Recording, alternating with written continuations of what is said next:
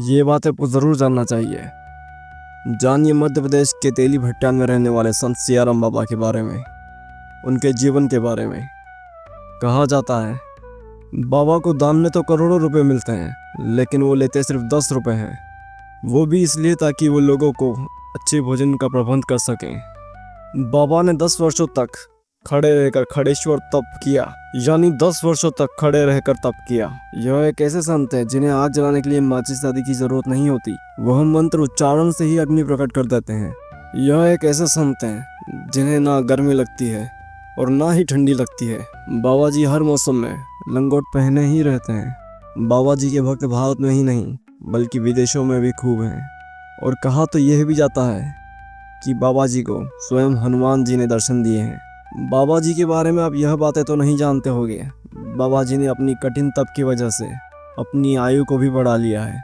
आगे वीडियो में जानेंगे कि बाबा ने अपनी उम्र को कैसे बढ़ाया। इससे पहले यह जानिए कि बाबा मध्य प्रदेश के खरगोन जिले के तेली भट्टान में रहते हैं। और दोस्तों, यह बाबा संत सियाराम बाबा के नाम से जाने जाते हैं और इन्हें लोग 10 रुपए वाले बाबा के नाम से भी जानते हैं, क्योंकि भक्त इन्हें दान में तो करोड़ों रुपए देते हैं, लेकिन बाबा सिर्फ 10 रुपए ही लेते हैं।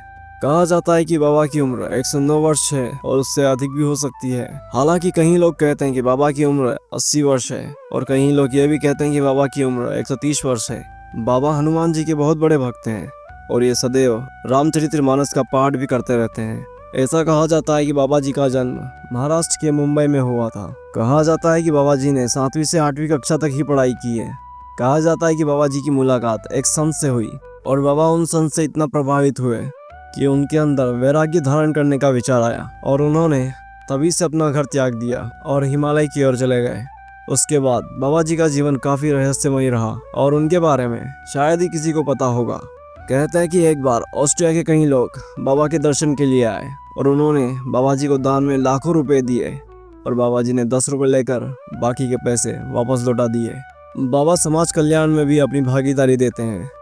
नर्मदा घाट की मरम्मत के लिए और पानी से बचने के लिए शेल्ट बनवाने के लिए 2,57,00,000 रुपए दान में दिए थे और यह पैसे उन्हें आश्रम के डूबने के मुआवजे के रूप में मिले थे।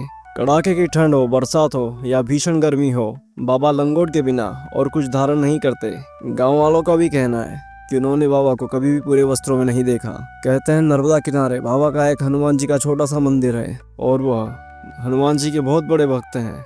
इसके अलावा ग्रामीणों को इनके बारे में और कोई जानकारी नहीं है। कहा तो ये भी जाता है कि मंदिर की दीवारों पर कान लगाने से घंटी की आवाज़ें सुनाई देती है जैसे कि अंदर कोई हो। और बाबा ने ध्यान साधना के बल पर खुद को इतना मजबूत बना लिया है कि वह कभी बीमार नहीं पड़ते। बाबा अपना काम खुद ही करना पसंद करते हैं। सियाराम बाबा के बारे में आपको जानकर कैसा लगा कमेंट्स में ज़रूर बताइएगा। और हाँ, वीडियो को लाइक और चैनल को सब्सक्राइब भी कीजिएगा। जय सियाराम। सियाराम जय राम जय जय राम, सियाराम जय राम जय जय राम।